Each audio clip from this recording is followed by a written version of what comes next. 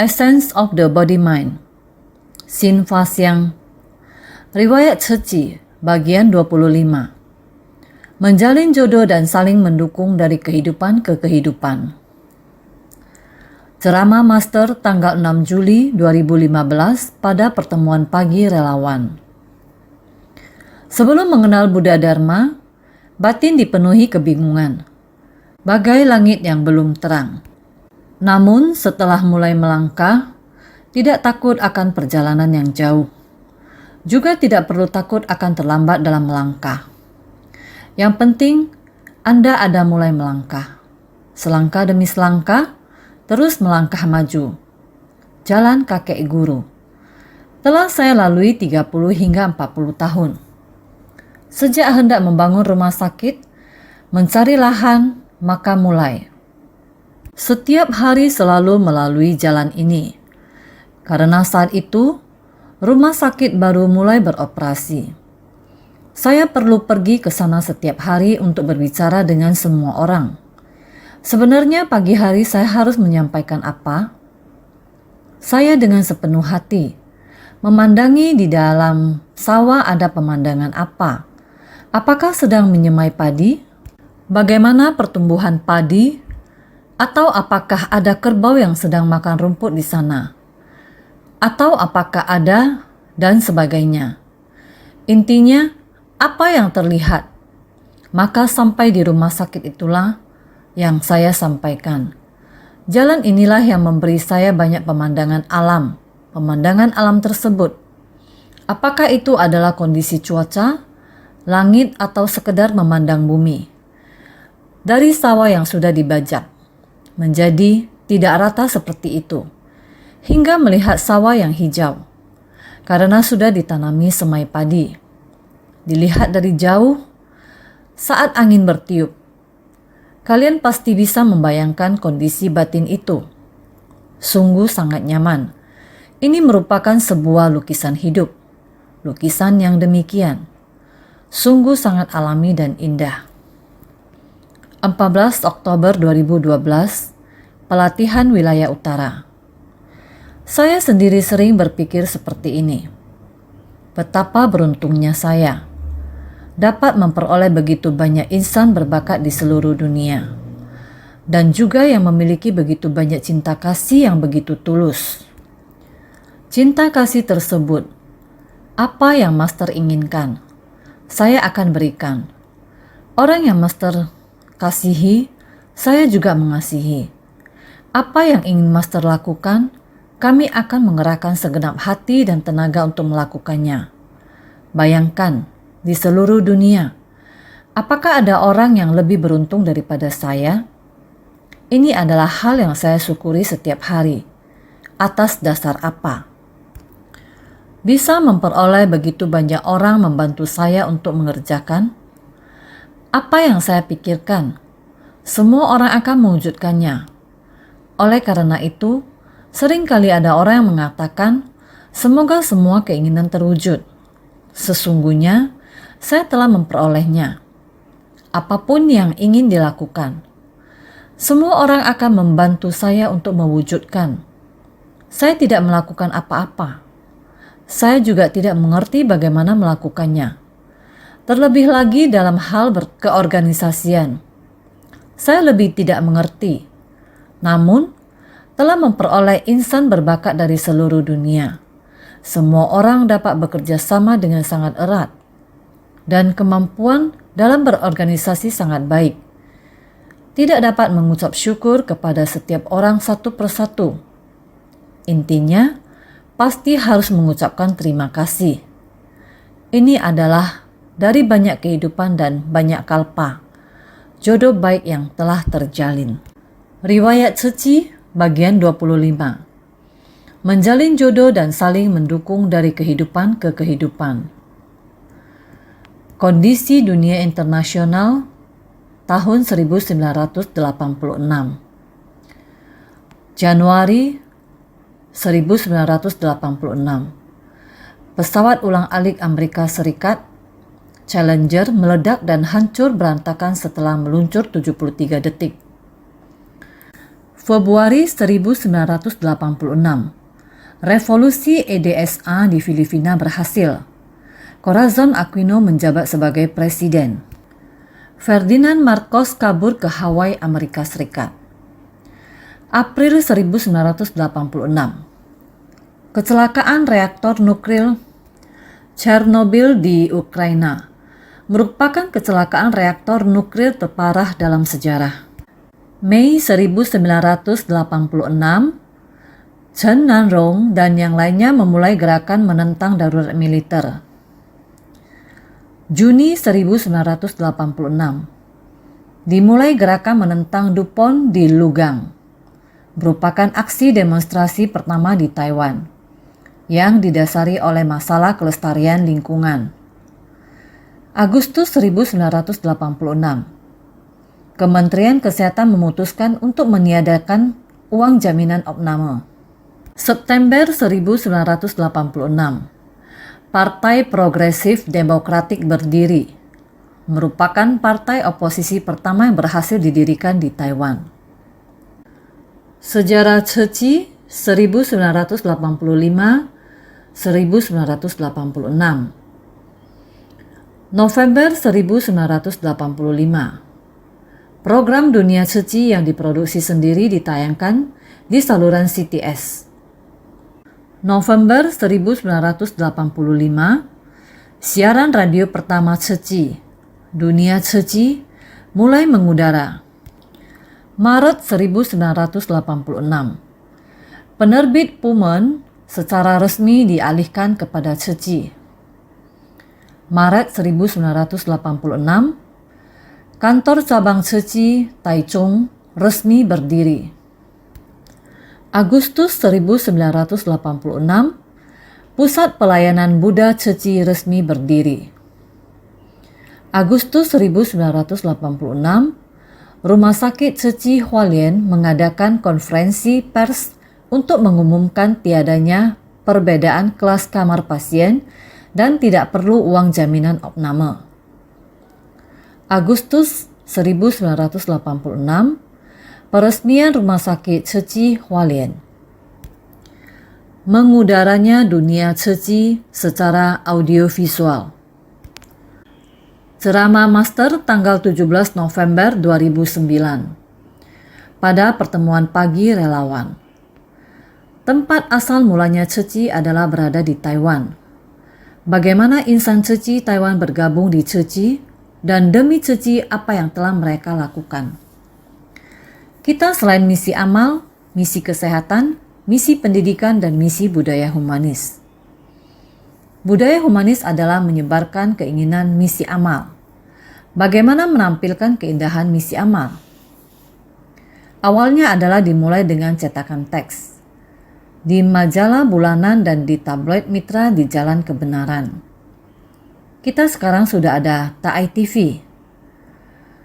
Bukan hanya bisa menulis, masih harus bisa berbicara.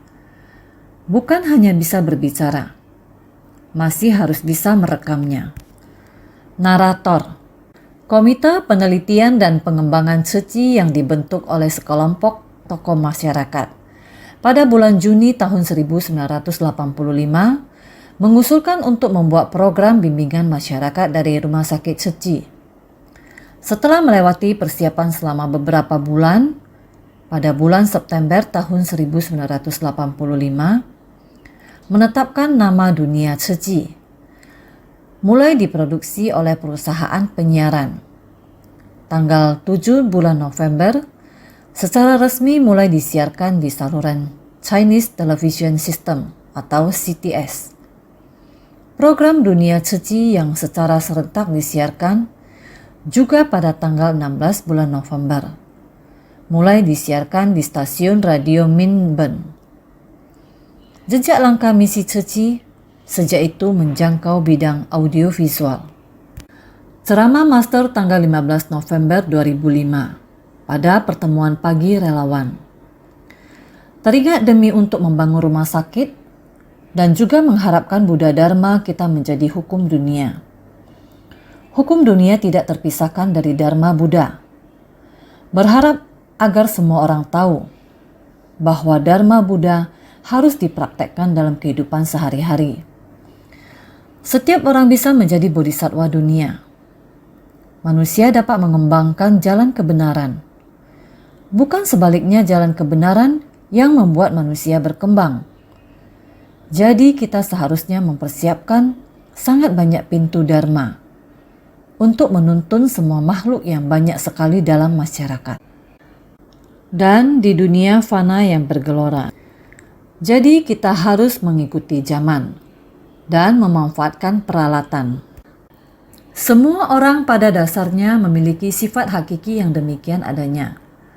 Karena sebersit pikiran bodoh menciptakan masyarakat yang tidak dapat aman dan tentram. Satu-satunya cara yaitu dengan menggunakan aliran jernih suara Dharma untuk membersihkan kekeruhan batin manusia. Jadi pada waktu itu, kita menggunakan sumber daya yang sangat terbatas. Juga sangat bersyukur. Di stasiun radio Minburn, pada waktu itu, ada seorang umat bernama Lin Yijie. Jatah waktu ini adalah miliknya. Dia demi agar keinginan suci hendak mensucikan hati masyarakat ini. Dia lalu setiap hari memberikan 1 jam kepada suci di ruang penyiaran. Menyiarkan semangat suci dan prinsip kebenaran dari ajaran Buddha yang dipadukan dengan kehidupan masyarakat di dunia. Dipadukan secara menyeluruh. Dengan memanfaatkan waktu selama 1 jam, juga bersyukur dengan waktu yang demikian ini. Membangkitkan tekad untuk menyumbangkan waktunya. Ada Chin Yang, ada Chin Jie, dan ada Chin Rui. Ketiga orang ini mereka bergilir menyiarkan. Apakah mereka profesional? Sama sekali tidak mengerti. Tetapi mereka pada saat itu telah memahami apa yang dibicarakan oleh master. Mereka memiliki tekad yang sama. Ingin mensucikan hati manusia. Membimbing secara luas orang yang memiliki jalinan jodoh, menuntunnya untuk masuk, memberanikan diri masuk ke dalam ruang siaran, dan demikianlah penyiaran dimulai. Oleh karena itu, Suci selalu menggunakan tenaga non-profesional untuk melakukan tugas yang profesional. Kemudian selanjutnya ada Tehu Ai yang sekarang ini. Kala itu bersama dengan Ciyun dan beberapa orang lainnya bergabung bersama. Dengan adanya jalinan jodoh seperti ini, mulailah secara perlahan-lahan menjadi profesional. Perlahan-lahan sudah bisa menampilkan gambar. Sudah ada acara televisi, dari yang bisa didengar sampai yang bisa dilihat saat ini. Selain harus bisa dilihat, juga harus bisa tersebar luas ke seluruh dunia. Sungguh ini berkat perkembangan teknologi zaman sekarang. Ini sungguh patut disyukuri. Bersyukur dari awal dengan sumber daya yang sangat terbatas. Setiap hari 1 jam, yaitu dari program EBC, setiap hari menyediakan 1 jam untuk suci. Secara perlahan-lahan di Taipei, tempat kantor cabang sekarang, awalnya dengan sebuah ruang kantor kecil, sudah mulai akan melakukan penyiaran 24 jam dalam 1 hari. Ini sungguh semuanya menggunakan sumber daya yang sangat terbatas. Dan lagi, karena semua orang selama memiliki tekad, tidak peduli apakah dia profesional atau bukan, asalkan ada tekad, semua orang bisa bekerja sama. Secara perlahan-lahan mulai berkembang. Kemudian, The ITV resmi mengudara, mulai berkembang. Dengan demikian, tersiar mengelilingi seluruh dunia dengan adanya satelit di angkasa. Belasan satelit berada di angkasa, dapat menyiarkan sampai ke seluruh dunia. Tanggal 6 Desember 2014, Rama Tama dengan Rumah Sakit Suci Taichung. Dulu, masyarakat Taiwan selalu mengatakan budaya-budaya. Namun budaya humanis adalah sebutan di Ceci. Relawan juga sebutan di Ceci. Sejak adanya Ceci, misi amal ada relawan, misi kesehatan ada relawan, misi pendidikan ada relawan. Jadi, sekarang relawan di masyarakat. Semua orang menggunakan kata relawan. Sebenarnya budaya humanis juga sama. Dulu kita di masa paling awal juga menggunakan nama Pusat Misi Budaya Ceci. Kemudian saya berkata, selalu katakan kepada kalian, bukan budaya. Budaya adalah sesuatu yang di saat sedang populer, di setiap tempat, sebuah tren gaya hidup bisa berubah menjadi sebuah budaya. Sesungguhnya yang kita inginkan adalah budaya humanis, yaitu yang paling tulus dari lubuk hati, sesuatu yang ditunjukkan keluar, yaitu budi pekerti. Inilah yang disebut budaya humanis. Berdirinya kantor cabang Ceci Taichung. Ceramah master tanggal 1 Desember tahun 1997. Pada Ramatama anggota komite dan Ceceng di Fengyan, kata orang dalam melakukan apapun harus ada langkah pertama. Saya sering mengatakan sangat bersyukur. Di wilayah tengah sungguh harus berterima kasih kepada Master Tahung. Sebelumnya, dia di perkumpulan agama Buddha. Demi Ceci, dia rela meninggalkan segalanya. Demi urusan Ceci di wilayah tengah, dia sangat serius untuk membantu. Pertemuan pagi relawan tanggal 19 Maret 2013. Master Tahung mengingat kembali masa lalu. Saat kami mengalami masa-masa sulit dalam kehidupan, beliau juga pernah berada di geria selama beberapa waktu, juga terus membangun geria. Juga sama bekerja bersama dan istirahat bersama. Di saat yang bersamaan waktu Ceci di Taichung, tidak ada tempat untuk dijadikan kantor. Beliau juga sama menyediakan viharanya, Awan Dupa, agar saat saya ke sana bisa menginap di sana. Para komite juga boleh berkumpul di sini. Singkat kata, dia juga merupakan salah satu anggota komite. Beliau juga memegang buku donasi. Jadi donatur yang sudah berkumpul akhirnya menjadi komite. Ini adalah jalinan kasih sayang. Semacam jalinan kasih sayang antar sesama praktisi Buddhis. Tanggal 13 Januari 2013. Pemberkahan akhir tahun wilayah tengah. Kami dari tempat yang sangat kecil, yang bersifat sementara. Di sebuah apartemen kecil milik Master Tahung, dimulai dari sana. Kemudian ada lagi tempat yang agak tua. Sebuah asrama ala Jepang yang juga kecil. Begitulah memulainya. Tanggal 31 Oktober 1997. Peringatan 10 tahun kantor perwakilan Taichung. Kami membutuhkan sebuah tempat di Taichung. Dengan adanya tempat ini, kami baru bisa mengumpulkan kekuatan bersama. Oleh karena itu, kami memutuskan untuk memperbaikinya. Sejak saat itu jalinan jodoh benar-benar terus berkumpul dan semakin matang. Sejak tanggal 1 bulan 2, lunar diresmikan. Seperti ini selama beberapa tahun. Saya datang setiap bulan. Setiap bulan datang. Setiap bulan datang selama 3 hari membabarkan sutra. Jalinan jodoh ini terus terkumpul. Membuat saya sangat yakin terhadap Taichung.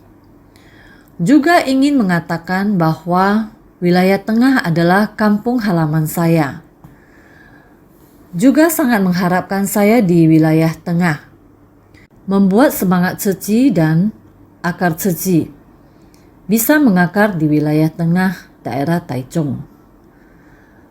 Tanggal 23 September 2015. Ramah tamah fungsionaris komunitas utara. Di Taichung, karena guru Hong, Master Tahung, saat itu masih ada nenek guru, ibu master, Sering membawa beberapa dari Fengyan, Taichung melewati pegunungan dan melintasi bukit. Menumpang kendaraan melalui lintas jalan raya ke Hualien. Tiba di Hualien, mereka mulai. Master melakukan misi amal adalah sangat baik. Mereka mulai bergabung. Hingga pada saat saya hendak membangun rumah sakit, mereka sangat berdedikasi. Sama seperti yang di Taipei. Kali ini di Taichung, saya melihat 3 orang. Mereka dengan memegang tongkat seperti ini. Di belakang menggandeng satu, yang di belakangnya juga sama.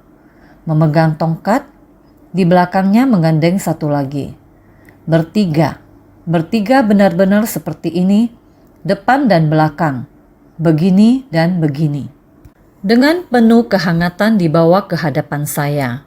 Saya berkata, "Sudah lama saya tidak melihat kalian, bodhisattva lansia." Mereka bilang, "Ada, Master. Saya setiap hari datang ke sini. Saya tidak pernah beristirahat."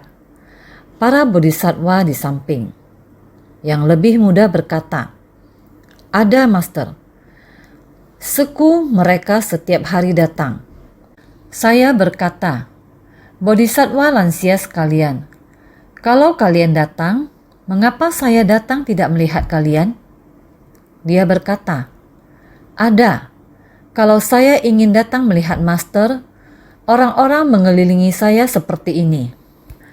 Ciye lalu berkata, "Anda kenapa tidak bisa mengangkat tongkat dan bilang, 'Master, saya ada di sini'?" Dia bilang, "Kalau saya mengangkat tongkat, saya akan terjatuh." Saya berkata, "Tidak akan terjatuh, karena depan belakang ada orang, tidak akan terjatuh." Saya berkata, "Anda datang hari ini untuk apa?" "Saya hari ini datang untuk bertugas." Bertugas. Kata bertugas ini sudah lama tidak pernah dengar. Hanya orang-orang tua yang pernah mendengarnya. Datang bertugas. Para bodhisattva muda kita itu kembali berkata, "Seku, biarpun hujan ataupun angin kencang, dia tetap datang." Dia berkata, "Master, bukankah Anda menyuruh saya datang dan duduk di sana agar dilihat orang?" Saya beritahukan kepada Anda. Ada satu kali, saya berkata kepada Master, "Saya sudah tua, tidak dapat berbuat banyak. Bukankah Master memberitahukan kepada saya, 'Sudah tua tidak masalah. Kamu datang saja dan duduk di sana agar dilihat orang.'" Dia berkata, "Saya benar-benar datang setiap hari. Saya datang duduk di sana agar dilihat orang." Coba kalian pikir, kalian juga akan berbuat yang sama, bukankah begitu?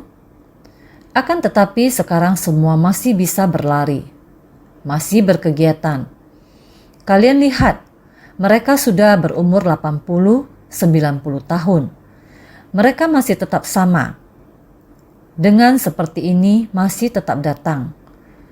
Bukan hanya datang, mereka juga masih mencari donatur. Tidak peduli apakah itu adalah Sulian, tidak peduli apakah itu adalah Meilan. Masih ada sekelompok orang ini. Saat itu kita masih belum memiliki kantor cabang kita di Taichung, tempat ini. Kita ada di seberang, dan lebih awal lagi adalah di tempat Guru Hong. Seperti ini sepanjang jalan hingga sekarang. Tanggal 13 Januari 2013, pemberkahan akhir tahun di wilayah tengah.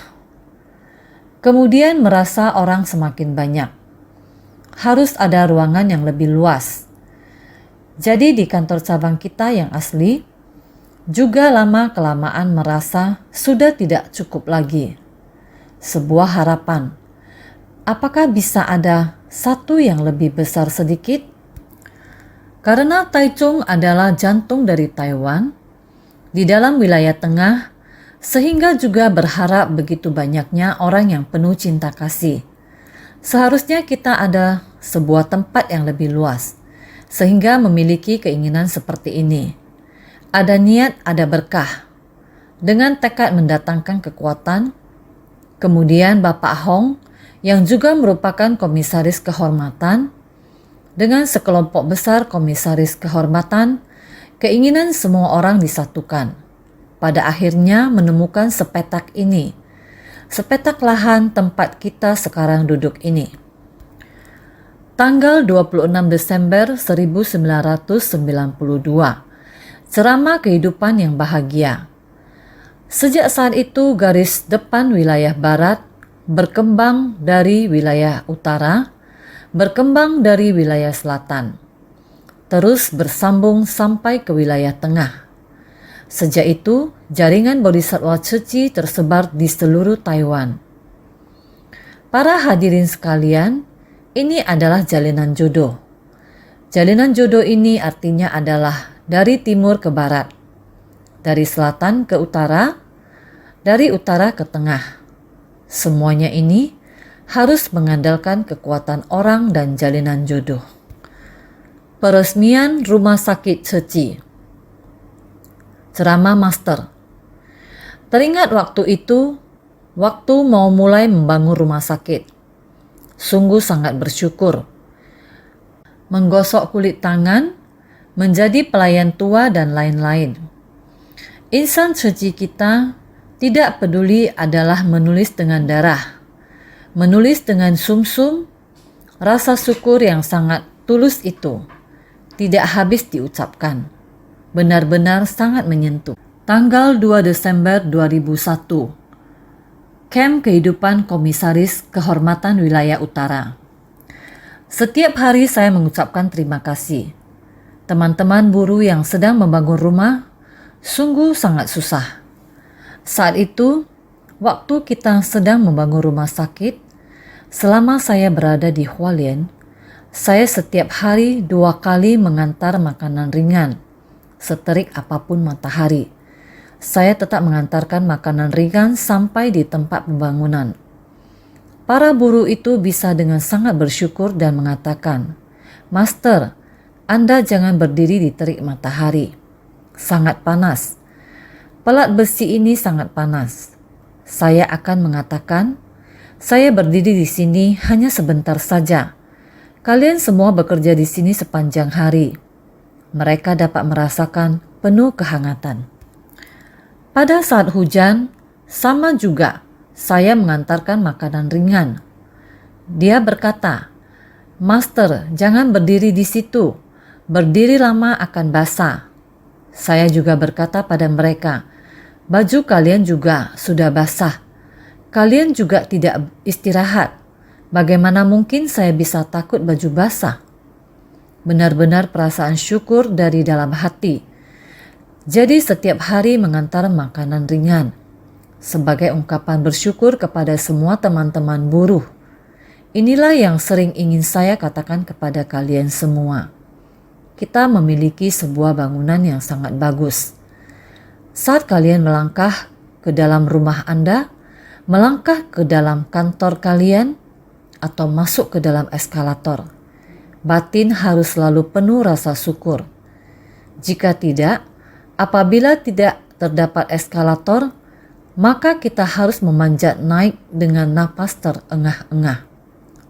Coba lihat semua ini. Berapa banyak orang yang dibutuhkan untuk menyempurnakan ini? Begitu banyak material bangunan. Juga membutuhkan pekerja untuk membantu. Baru dapat menyelesaikan pembangunan gedung besar ini. Coba kamu pikirkan, dalam satu hari, berapa banyak orang yang harus kita ucapkan rasa syukur. Untuk mengucap syukur kepada mereka, jadi hendaknya kita sering belajar bersyukur. Tanggal 27 Januari 2016, pada pertemuan pagi relawan. Di saat itu para pemilik perusahaan konstruksi terhadap pembangunan rumah sakit Ceci. Ini adalah rumah sakit yang pertama dibangun oleh umat Buddha. Pemilik perusahaan konstruksi sungguh sangat tulus dalam mengambil pekerjaan konstruksi ini. Pada awalnya, estimasi waktu pembangunan selama 3 tahun. Dia bisa memajukan 9 bulan. Setelah rumah sakit selesai dibangun, Bapak Lu kemudian datang menyatakan berlindung. Ini menunjukkan partisipasinya dalam ceci. Telah mengambil bagian untuk pekerjaan konstruksi seperti ini. Ketulusannya terhadap ceci. Dalam 2 tahun berinteraksi dengan insan ceci, permintaan terhadap pembangunan ini semua tidak lain adalah selalu memikirkan pengobatan pasien. Dia sangat terharu, telah menumbuhkan sebuah hati yang penuh ketulusan, sehingga dia berusaha sekuat tenaga mengerjakannya. Tanggal 24 Februari 2009. Ramah tamah dengan pengurus Yunjia. Mereka melihat ceci seperti ini, membuat mereka sangat terharu. Jadi, bekerja seperti ini sepanjang malam untuk mempercepat pembangunan. Sungguh, lokasi pembangunan adalah tempat pembinaan diri. Sungguh membuat orang sangat tersentuh. Maka dengan sangat cepat pembangunan ini selesai dalam 2 tahun 3 bulan. Coba kalian pikir, pada awalnya diperkirakan 3 tahun baru bisa selesai. Namun itu dapat diselesaikan 9 bulan lebih cepat. Segalanya belum bisa dipersiapkan. Benar-benar tidak sempat untuk mempersiapkannya. Tahu bahwa karena bisa lebih cepat selesai, segera boleh digunakan. Saya tidak ingin setelah selesai dibangun masih gelap gulita. Dibiarkan untuk memelihara nyamuk. Saya tidak mungkin membiarkannya seperti ini. Maka untuk sementara waktu, apakah butuh dokter? Butuh perawat, ataupun konter. Mereka semua direkrut untuk sementara waktu. Mereka dikirim ke rumah sakit Hualien untuk magang selama setengah bulan. Setelah pulang akan mulai bekerja. Ini benar-benar sebelum seluruh rumah sakit mau mulai dibuka. Sungguh benar-benar, sekarang mengingat kembali masa itu. Merasa benar-benar sangat berani saat itu. Coba kalian pikir, waktu itu dari mana datangnya dokter? Kita hanya mencari karyawan administrasi saja sangat sulit, apalagi mencari dokter. Benar-benar sangat sulit. Tanggal 14 Agustus 1999, perayaan hari ulang tahun Rumah Sakit Ceci. Tentu saja pada masa itu sungguh ada banyak sekali kisah yang menyentuh. Pembangunan rumah sakit kita telah rampung, bahkan selesai lebih awal dari perkiraan. Saya hanya demi menggalang dana pembangunan rumah sakit, telah menghabiskan waktu untuk berkeliling Taiwan. Seperti ini, tanpa henti bepergian untuk memberikan ceramah, untuk menghimbau. Khawatir 15 hari kemudian harus bayar uang. Batas waktu pembayaran adalah setiap 15 hari sekali. Jadi, hanya untuk menghimpun dana pembangunan, maka tidak ada waktu untuk merekrut orang. Namun melihat pembangunan berjalan sangat lancar dan rampung 9 bulan lebih awal, jadi berpikir bisa semakin cepat beroperasi. Maka kita semakin cepat menolong orang. Rumah sakit pada dasarnya setiap detik menyelamatkan kehidupan. Bisa lebih awal 9 bulan. Tidak boleh sampai sia-sia. Jadi segera bergegas merekrut orang. Sekarang saya ingin mengucapkan terima kasih lagi kepada Rumah Sakit Yang, Profesor Yang. Saat itu beliau merupakan Kepala Rumah Sakit Universitas Nasional Taiwan. Saat itu, kita membutuhkan dukungan dari Rumah Sakit Universal Nasional Taiwan. Saya pergi ke Rumah Sakit Universal Nasional Taiwan untuk menerima Kepala Rumah Sakit Yang karena dia memiliki hati cinta kasih. Dia merasa wajib untuk membantu. Juga mengimbau sangat banyak kepada departemen di Rumah Sakit Universitas Nasional Taiwan untuk menyumbangkan cinta kasih mereka, dokter dari masing-masing spesialis, dokter yang paling unggul, menyemangati mereka untuk datang ke Hualien. Semua yang kita lihat hari ini, Kepala Rumah Sakit Chen kita sekarang, Wakil Kepala Rumah Sakit Chien, ada lagi Dr. Chai, ada lagi Wakil Kepala Rumah Sakit Chang di Rumah Sakit Luotung, masih ada lagi banyak dokter lainnya di rumah sakit kita saat itu telah bergabung. Tanggal 27 Maret 2000, pertemuan persiapan Rumah Sakit Ceci Tallinn. Jadi staf yang kami perlukan tiba-tiba tanpa ada kesempatan untuk mempersiapkan diri. Direkrut dengan terburu-buru. Jadi menggunakan waktu selama 2 minggu dikirim ke Rumah Sakit Hualien. Di tempat itu seperti ini. Terburu-buru belajar di sana. Sekembalinya segera mulai kerja. Tentu saja, saat itu sangat berterima kasih kepada para dokter dan perawat seperti sekretaris eksekutif Wen. Mereka datang memimpin seperti ini. Pada saat itu, direktur rumah sakit Chen kita, dia juga datang atas kemauannya sendiri. Cuplikan dialog. Master, direktur rumah sakit, para tamu yang terhormat dan para kolega. Saya Wen Sun Hua dari Departemen Keperawatan. Hari ini sangat senang mendapat kesempatan ini. Ceramah Master tanggal 12 Agustus 2006. Pertemuan pagi relawan. Memang pada saat itu sumber dana juga sangat sulit. Tenaga kompeten juga sulit. Apalagi rumah sakit selesai lebih awal 9 bulan. Bisa dibayangkan betapa gugupnya. Dengan menggigit bibir tidak berani berkata apa-apa. Sebenarnya, kalau teringat lagi saat itu, yang patut dihargai adalah tenaga medis. Selain kita insan ceci, sungguh adalah tenaga medis berbakat. Yang bersedia datang juga hanya segelintir. Amat sangat sedikit seperti itu. Sekarang pikiran kembali. Juga merasa masih sangat sulit. Butuh tenaga medis. Tapi begitu sedikit. Juga harus mengekspresikan semangat cinta kasih dari ajaran Buddha. Bukan hanya dokter yang mengobati penyakit saja. Masih harus dokter yang merawat pasien. Menggabungkan pengobatan dengan orang semacam itu. Bukan hanya pengobatan dengan penyakit. Jadi harus bagaimana agar pasien bisa datang ke rumah sakit seperti ini. Bisa merasa nyaman baik tubuh maupun pikiran. Jadi mulai harus ada relawan. Rumah sakit belum mulai beroperasi. Sudah ada relawan yang hendak memiliki niat yang sama, jalan yang sama dan tekad yang sama.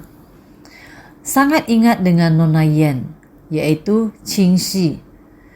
Bisa dilihat pada waktu itu kebetulan sekali. Dia mau pergi ke Jepang untuk belajar. Sampai di sini. Saya melihat orang berbakat seperti ini. Dia sendiri juga tahu bahwa saya sangat kasihan.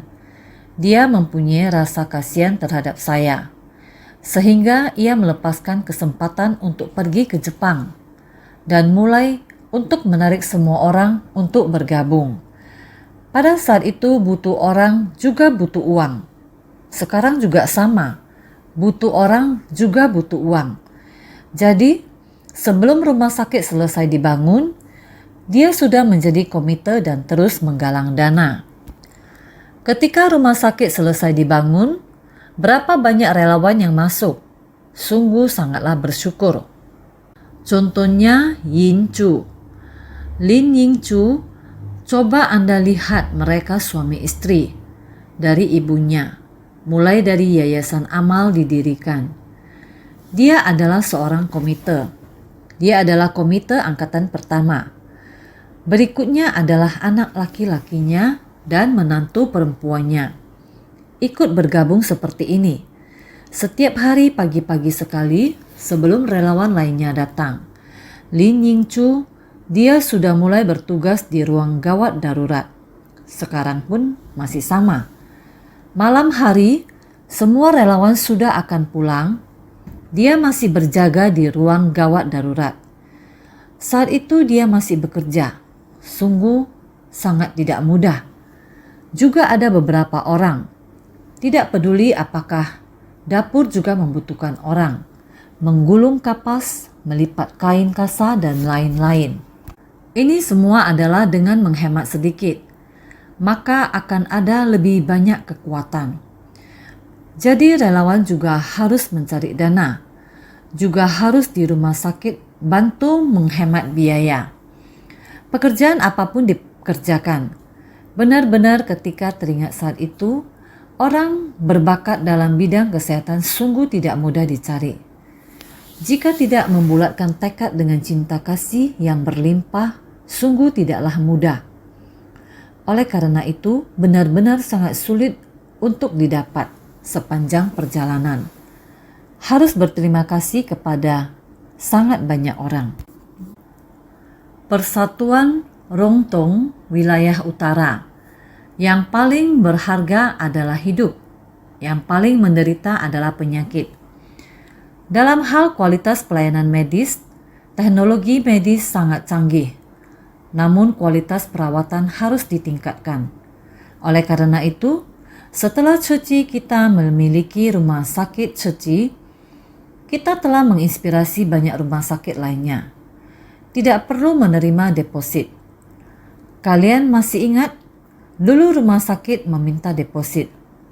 Saya demi rumah sakit, apakah bisa tidak menerima deposit? Oleh karena itu, kita membangun rumah sakit Ceci. Saya masih ingat saat itu. Lim Yang Kang berkata kepada saya, jika Ceci sanggup melakukannya, mengapa pemerintah kita tidak sanggup melakukannya? Saya akan meminta rumah sakit umum untuk menggerakkannya. Mengikuti Ceci dan menggerakkan rumah sakit lainnya untuk tidak menerima deposit. Jadi ini adalah cara kita menggerakkannya. Selanjutnya adalah relawan. Saat ini ada banyak relawan. Sukarelawan dalam masyarakat. Apakah kalian tahu? Ini merupakan sesuatu yang dipelopori oleh Ceci. Dalam Ceci tidak mengatakan mereka adalah sukarelawan. Kita harus mengatakan mereka adalah relawan. Ada orang bertanya kepada saya, mengapa? Apa perbedaan antara sukarelawan dengan relawan? Mengapa Ceci spesial mengatakan relawan? Sukarelawan adalah sesuatu yang mereka lakukan pada saat memiliki waktu luang. Jika mereka tidak memiliki waktu, maka mereka tidak melakukannya. Sebenarnya ini disebut sukarelawan. Jika mereka ada waktu, mereka melakukannya. Jika mereka tidak ada waktu, mereka tidak melakukannya. Kalau relawan adalah berbeda. Relawan adalah membangkit tekad, kemudian membangun ikrar, membangun tekad dan ikrar. Inilah mereka dengan tulus untuk mendedikasikan diri mereka untuk masyarakat. Ini berasal dari cinta kasih yang tulus dan dalam untuk membangkit tekad dan membangun ikrar. Oleh karena itu disebut tekad. Membangun tekad untuk bersumbangsi, demikianlah disebut relawan. Camp pengajar di Universitas Ceci. Saya sangat bersyukur pada genangan darah saat itu. Karena pada saat itu, saya benar-benar tidak memiliki kekuatan sedikit pun. Hanya saat melihat itu, kondisi batin saya berubah. Saya tidak tega setelah melihatnya, sehingga terus mengingatnya dalam hati. Genangan darah ini, siapa pemiliknya? Apakah orang itu telah meninggal atau masih hidup? Saya tidak tahu. Saya merasa tidak tega, sehingga terus mengingatnya dalam hati. Saya terpikir bila memiliki $8.000 Taiwan. Kalau ada cara untuk memiliki uang ini, kalau saya bertemu lagi dengan orang seperti ini, maka saya akan bisa membantunya. Meskipun pada saat itu saya bertemu dengan wanita itu, saya juga tidak berdaya karena saya sendiri juga tidak bisa membantunya dan tidak ada cara. Apalagi pada saat itu saya tidak bertemu dengannya. Meskipun saya punya uang, tidak ada gunanya juga kalau saya tidak bertemu dengannya. Jadi tidak memiliki uang pun tak berdaya meskipun bertemu dengannya. Ada uang sekalipun, bila tidak bertemu dengannya, juga tidak bisa menyelamatkannya. Sehingga saya teringat akan sepatah kata dalam ajaran Buddha. Bodhisattva Avalokitesvara berlengan dan bermata 1000. Bukankah dengan 500 orang juga ada 1000 mata? Bukankah 500 orang juga ada 1000 lengan? Bila ada sebuah organisasi dengan orang sebanyak 500, maka akan ada satu Bodhisattva Avalokitesvara berlengan dan bermata 1000. Matanya bisa memandang para makhluk di berbagai penjuru dengan welas asih. Pada saat itu inilah yang saya pikirkan. Tentu saja karena ada begitu banyak sebab dan kondisi. Badan amal Kenan Tzu akhirnya didirikan karena terus mengingat tentang uang jaminan opname, sehingga setelah rumah sakit dibangun, hal pertama yang saya lakukan adalah tidak memungut uang jaminan opname. Ini dikarenakan sebab dan kondisi. Pertemuan pagi relawan tanggal 30 Januari 2004. Kita bagaimana mengurangi penyakitnya? Bagaimana mengurangi beban keluarganya? Bagaimana memapahnya bangun dari ranjang? Supaya dia bisa mandiri, supaya dia kembali ke kehidupan mereka. Sehat, inilah beban batin kita pada saat itu. Tetapi kehidupan itu setara, tidak perlu diukur dengan uang, sehingga juga menghormati kehidupan. Inilah pada saat itu. Demikian berbincang dengan seorang dokter jaga, sehingga membangun rumah sakit demi menyelamatkan nyawa, dan juga sumbangsi dengan cinta kasih yang tulus. Sehingga beberapa tahun belakangan, saya sungguh bersyukur, juga sangat tenang. Pertemuan pagi relawan 14 Agustus 2006. Pertama kali rumah sakit kita beroperasi, baru ada 10 dokter. Total perawat yang ada tidak sampai 80 orang. Benar, pada saat itu demikian. Kita sekarang setiap menit dan detik menyelamatkan nyawa. Demikian tim medis bersatu hati menyelamatkan nyawa. Ditambah kita insan suci, bodhisattva relawan. Demikian setiap hari di sana. Selalu berinteraksi dengan tim medis. Menyelamatkan nyawa, menenteramkan kehidupan, menenangkan batin. Kamu pikirkan barisan yang begitu panjang, sehingga barisan yang begitu panjang bisa demikian bersatu hati, selaras, saling menyayangi, bergotong royong, benar-benar sangat bersyukur, luar dalam bersatu, benar-benar bersyukur, berterima kasih kepada semua insan suci, semua insan suci di dunia. Saya benar-benar sangat bersyukur.